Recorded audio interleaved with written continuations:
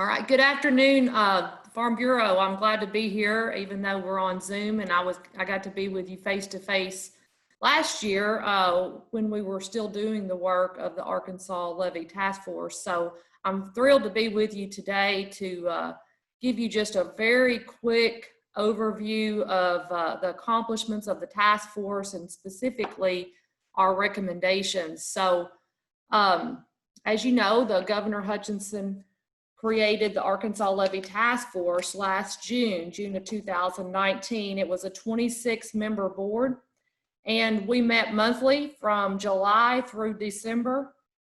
We had a deadline of December 31st, but as long said, we promised to get that report in before that, and we did turn that report into Governor Hutchinson on December 20th. So embedded in that report was lots of recommendations, and I wanted to talk to you a little bit today about those recommendations. We really wanted to have improved monitoring and maintenance of the state's levee system, and really this report was a conglomeration of those ideas, a collaborative effort of all the stakeholders involved. As you know, the task force, 26 members, was a variety of folks, from county judges to mayors to CEOs of levee boards, board members, different things like that. So there was just a lot of great makeup of the board that really resulted in a well-rounded report. So in the executive order that the governor issued to create the Levee Task Force, he gave us 4 charges. And one was to analyze the current conditions of the levee within the state of Arkansas. We call that Team 1. So if you hear me talking about teams, we broke up into 4 teams based on these key components. So Team 1 analyzed those levees. Team 2 identified sources and requirements needed for the funding, construction, repair, and maintenance of levees within the state of Arkansas. Team 3 studied the monitoring and reporting of the systems for maintenance of levees within our state. And Team 4 did a review of the adequacy of our current laws and structures of our levee systems and levee district boards within our state.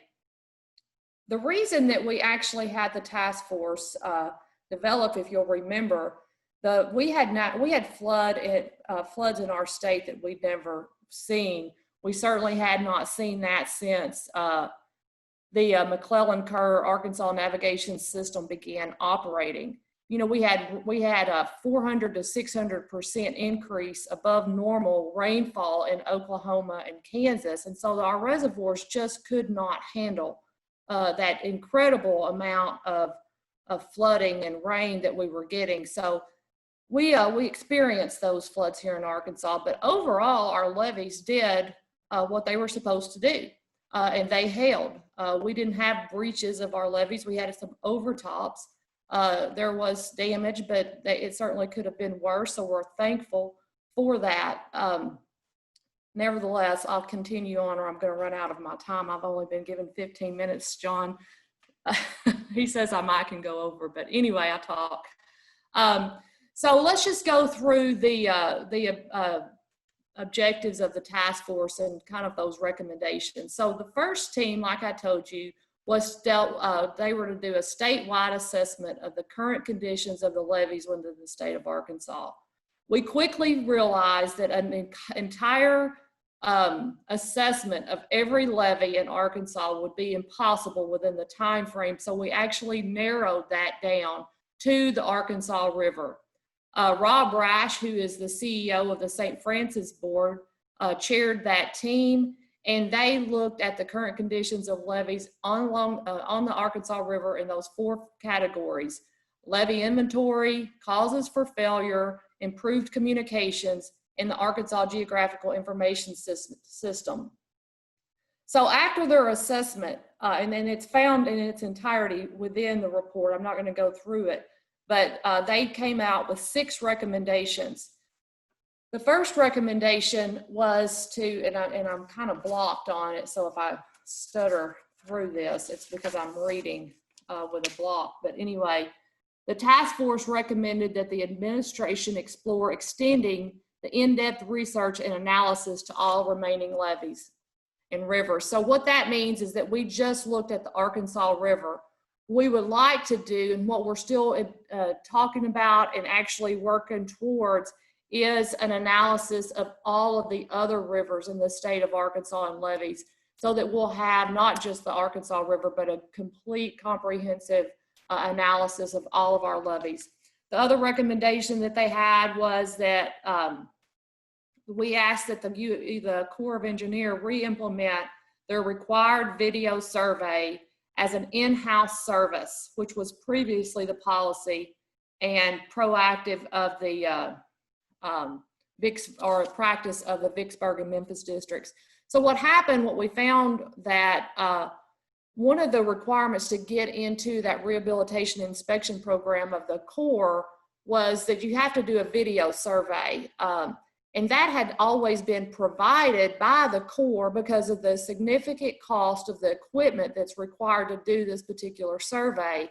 And so what we learned was, especially over in the Pine Bluff areas where we first realized this, is that the levee boards were actually going to have to incur the expense of the equipment and the videos, and it's cost prohibitive for some of our levee boards. So we've just asked that the Corps re-implement what they used to do for us in the first place. So we're hoping that that'll happen. The third recommendation was that the operation of reservoirs continue to emphasize the priority of flood control with respect to the navigation purpose at lock and dam facilities. We all know that's the purpose of our lock and dams, is flood control, and we just want, and we believe that it still is. We just wanted to make the recommendation that it always remains the priority for our lock and dam facilities to be flood control. Not, recreational fishing or anything like that. Flood control, number one. The fourth recommendation of Team 1 was that the task force recommended all stakeholders be aware of the importance of fostering closer relationships. I think one of the greatest things that came out of the task force were those closer relationships. And it's very important that you have to, if you want to have success in anything, really, you have to make sure that you're communicating well with all of the key stakeholders. So between the Corps and the local levee boards and the county judges and ANRC and ADAM and Farm Bureau and whomever is involved in that discussion, those relationships need to be close so that communication is good. And that way we can actually make the progresses that we need to make. The fifth recommendation was that the task force recommended the Corps communicate more clearly with the local stakeholders on that step-by-step procedure that outlines, what they're looking for, their purposes and processes in the inspections, the specific location that needs to be viewed, possible obstructions, and how they can actually access, how that's going to be facilitated. So that just another kind of another recommendation off of the fourth recommendation is just those good relationships and that good communication, because there's nothing worse than finding out during a process something that you should have known before the process even started. And the Corps does a great job of communicating. So we just wanted to make sure that we emphasize that very important recommendation for the Corps and the local stakeholders to communicate well on those processes. The final recommendation of Team 1 was that we recommended that the Arkansas GIS office continue providing our county officials and levee district boards with the assistance in mapping and publishing the administrative boundaries of the levee districts. That is so important. Those change, they have to stay, we have to keep them current. The Arkansas GIS office has done incredible work to make sure this happens, has happened on the Arkansas River, and they continue that work. Our county officials work with them daily to make sure that those boundaries are mapped correctly and that they know what those assessment areas are. So that's incredibly important, and we are so appreciative of our Arkansas GIS office for having for doing this in partnership with our county officials and our levee district boards. So I know I went through Team 1 pretty quickly. John, do you have any questions on that one? Okay, well then I'll keep on going. Our second team focused on identifying sources and requirements for funding in an effort to address the construction, repair, and maintenance of levees throughout Arkansas. So this team was chaired by Bruce Halling, the director of our Arkansas Natural Resources Commission.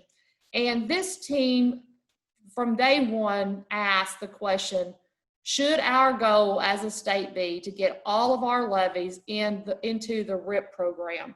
And the RIP program, I think I've already referenced this, but I will again, it is the Rehabilitation and Inspection Program with the Corps of Engineers.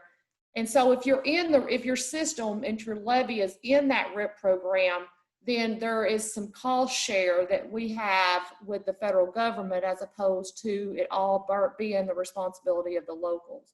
So that was the question that was talked about all throughout Team 2's meetings that they had. And so just to give you a little example, the applications in 2019 among the levees in the RIP program, that six had been accepted pending adequate funding from Congress, and there were 4 that were denied. 3 because the work was deemed to be too minor to utilize the RIP program, and 1 failed to have a positive benefit cost ratio, which means that the submission to the Corps on that particular one, the work that was requesting to be done would not have had a positive benefit as compared to the cost. So that's why that one was denied by the Corps. So Team 2, they had many recommendations, and we'll just go through them pretty quickly. Recommendations, and I have to take my glasses off to read. So the task force members determined that if financial assistance were provided by the state, it should be used to incentivize districts to enter the RIP program and maintain long-term active status. So the governor, if you recall, the same time he appointed the levee task force, he also gave $10 million to the levee systems in Arkansas, along the Arkansas River, to be able to get those levees repaired and up to a standard.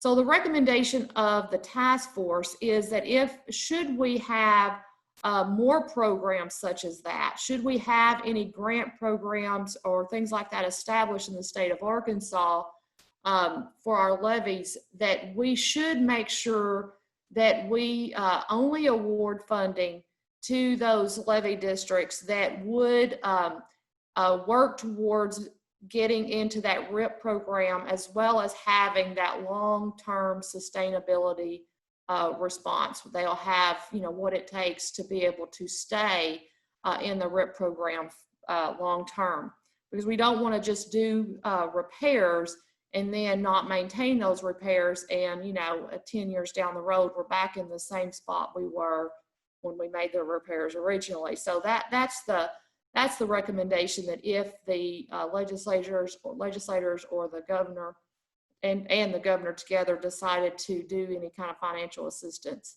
that we would have parameters placed on any financial assistance programs. The second recommendation, that benefited areas be correctly assessed. What we found was that some of these assessments were old and incorrect or not even done. So we need to make sure at a local level, and they've done a great job, especially working with our GIS office, is to make sure that the assessments are correct, and that the people that have a responsibility to those particular levees, that they are assessed correctly. And so that is that recommendation. The third recommendation was that all the board positions be filled, and that they perform their duties as statutorily required. The levee boards are set up in statute. And so what we found were that most of our levee boards in Arkansas do a phenomenal job. But what we also found were that some of them were, they're non-functioning because maybe they didn't have board members filled, or they just kind of let it to the wayside, which was, you know, understandably sometimes happens, but we've just recommended here that our county judges get those boards filled and that the boards perform their duties, the duties that they're statutorily required to perform. The next one is that districts have an adequate operation and maintenance schedule. So most of our districts do, and they do that very well. What we found though was that some of them do not have that plan. They don't have an adequate operation schedule. And so we just kind of felt on the task force that if you want to be successful really in anything, you have to have that good that plan. And so that was that recommendation. The fifth recommendation was that assessments be sufficient to cover all the operations and maintenance requirements and to capitalize a reserve fund for emergencies. So if you're going to have an operation and maintenance schedule, which you should, because our recommendation number 4 is that you should also have assessments that can cover those costs. And then also and that's going to be different. You know, farmland is different than a metropolitan area. So you have to take those things into consideration, but we also have to hope that these boards would have a reserve fund for those emergencies that do happen, so that when the emergency happens that we can address that immediately instead of having to wonder at that point in time how we're going to come up with that funding. The next recommendation is that decisions for consolidation of independent districts should be made at the local level, and the state should not attempt to force consolidation. We felt strongly as a team, as a task force, that levies are ultimately local. The state should support and help where they can, same as our federal government, but ultimately those levies those districts are local, and we should trust and leave to the local level to manage that how they see fit. We did also recommend that if the districts were going to be consolidated, or if the districts were in the same system and dependent on each other, they should very seriously consider that consolidation, especially if there is a combination of active and inactive. So we support the idea of consolidation in those areas that need to be consolidated, but ultimately we felt like that should remain a local decision.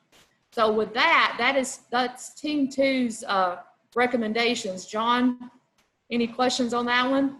If you don't mind, let me go back to number 3. One of the recommendations you're talking about is the positions that are filled, making sure that those duties are continuing to move forward. One question that many of our members may have is there a requirement or a recommendation for the board makeup? So, for example, if 20% of a levy district happens to be agriculture, would there be any requirement to have anybody from agriculture participate on that levy board? So there's the way I understand it is in statute there are 2 different ways to stand up a levy board, and so embedded in that statute would be those parameters that you're talking about. Now, how specific that gets for the makeup, I don't recall off the top of my head, but I do know that there's 2 different paths, if you will, to stand up those levy boards. And so what their makeup are, it should be in that statute or with the county judge. So you would recommend that whenever they're developing these boards, that's something that the local individuals should work together and make sure that that's addressed? Absolutely. And if there needs to be a statutory change, if something needs to occur at a statutory level, then we are coming up on our general session, and that I'll talk about in Team 4 on what they made one recommendation regarding statute. So I'll go to that, and if I don't answer your question better, then you can ask me again. Okay. All right. Very good. So I'll move right on here to the third element of the executive order What this was focusing on developing, making sure that our reporting on and monitoring of our levees throughout the state of Arkansas was adequate. So we've made a tremendous amount of strides since 2009 in how we report and monitor levees in the state of Arkansas. So basically what the task force did is evaluate some of those findings in 2009 and those recommendations in 2009 to see how we were doing and what kind of progress that we had made. And then we also reached out to our county clerks and our county judges, ANRC, different stakeholders to see, you know, what can we do better? How can we improve that reporting? So throughout that entire process, what we learned very well was that the value of allowing our local jurisdictions to deal with local problems. But we also learned that while we want local jurisdictions to deal with those local problems, we need to balance that need with the ability to communicate effectively with other stakeholders, with all stakeholders. So from this assessment, and I should mention that our Jackson County Judge, Jeff Phillips, was the chairman of this Team 3. There were 3 recommendations from Team 3. Number 1 was to utilize a standardized levy report template that meets all the legislative requirements, as well as provided additional information beneficial to monitoring the levies, such as the core improvements. And we even took that a little step further. We included in the final report a template that the counties can use, the levy boards can use to make sure that they're answering all the questions that the legislative requirements had, but also additional information that we felt like would be useful to have into that one report. So that is in the appendices of the Levee Task Force report, that we actually built one of those as an example. I mean, it certainly isn't mandatory, but it's something that we suggested be used. The next one is that we asked the General Assembly to work with the county officials to determine the most efficient time frame for submitting the reports, because there's a couple of different time frames in there when different reports had to be turned in. So we think that streamlining those reporting dates into one report with one due date would make it certainly a more simple process, and it wouldn't be as fragmented as it kind of is now. So we've asked that occur with the General Assembly. The last recommendation from this Team 3, it's a little lengthy, so I'm not going to read it verbatim, but basically that the levy boards and the emergency managers and the floodplain managers and the judge, we get this report, and then all of these folks sign off on them, because we don't want to have reports that nobody looks at. So we got to make sure that the people that need to see these reports are actually seeing them. So we included this on the template that everybody just kind of sign off on it. That we also asked that the local emergency managers or the floodplain managers work with those residents that have that potential to be impacted by a levee breach, to ensure that they are aware of those deficiencies. You know, we need our landowners, our homeowners to know about those deficiencies. We also ask that after that report is file marked by the county clerk's office, statutorily they have that responsibility, that they also forward that report to ANRC as well as our Division of Emergency Management. And we think that ANRC can better utilize that report to understand those assessments, specifically when those funding requests are made to the ANRC through their levee funding program. We also added Adam to this because, you know, Adam has that responsibility for the state of Arkansas to manage our emergencies. So getting that information is essential in mitigating those emergencies, which flooding would be considered. So Adam will review that report and compile an annual executive summary of threat vulnerabilities. This is the arena that Adam operates in. They do this with all kinds of different potential threats and emergencies. So we thought it was fitting to have Adam do this assessment for our levees as well. So by identifying those vulnerabilities, we can use that for situational awareness and our response, our priority responses during a flood event. So we'll know where to get those sandbags out to and different things like that. So with that, those are the 3 recommendations of Team 3. John, do you have any questions? One question I do have is which state agency is going to be responsible for ensuring that if there's any deficiencies as far as the reports are concerned, who's going to be responsible to make sure those get corrected? And on top of that, who would be, would that be the same state agency that would hold any of these levee districts accountable in the event they're, that rare case that they're not compliant?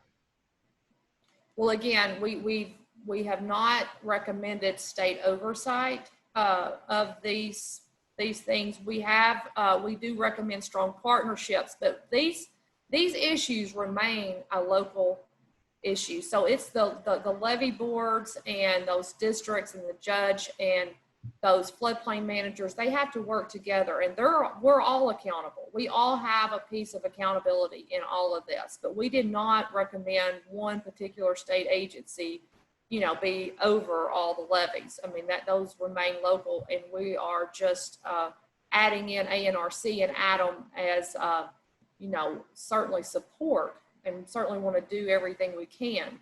But ultimately, those are those local responsibilities. Perfect, thank you. Okay. Well, finally, certainly not least, we had our 4th final objective in the executive order was a review of current laws and organizational structures of levee systems throughout our state, as well as the district boards. So that Team 4 was chaired by Senator Gary Stubblefield, and they literally looked through every law pertaining to levees within the state of Arkansas. And it was pretty remarkable because there's a lot. As you can see, we actually have in the appendix, there's some of these there, and I've listed this on your screen. Act 386 of 2009, Act 210 of 2011, Act 7 of 2016, and Act 623 of 2017. So they looked through all of these things, and what we ultimately found was that overall, the current law is adequate when addressing the pressing problems facing Arkansas levee districts. And we do have a great amount of oversight and laws that teach us and tell us, you know, how we can have successful levee systems and levee boards. So ultimately, good job. But we also think that anytime we say good job, we should also remember that we can always do things better. And so with that, instead of going into very specific details of what needs to happen in the next general session, we kept it pretty general. We kept it general, and the recommendation was that the legislators work with our county officials and other stakeholders to propose any needed legislation regarding annual levee reports, dates of report submission, levee assessments, dissolutions, and consolidation processes. We wanted to give this levee task force final report some time to be applied to see if there are anything that what all needs to be changed in statute. So that's one recommendation that means an awful lot. Basically, the last 6 months, how are we doing? What have we identified that we might need to change statutorily? And that Senator Stubblefield and his team continue to work with our local stakeholders to see what may need to happen in this upcoming general session. So I think, I do have a conclusion. So John, did you have any questions on Team 4? No, I'm good, thank you. Okay. Well, so I guess just in conclusion, I've talked an awful lot. I didn't know anything about levees prior to being appointed as the chair. I know a little bit more now, but I think that some of your experts are going to be certainly Rob Rash and Bruce Holland. And I think, John, you have some plans to bring them in and get some more specifics on some of these recommendations. And that's a great call, but I'm glad to answer any questions. I'm glad to talk about this with anybody. So always feel free to give me a call, shoot me an email, and we can discuss further. So with that, thanks for having me. And I look forward to continue working with you guys.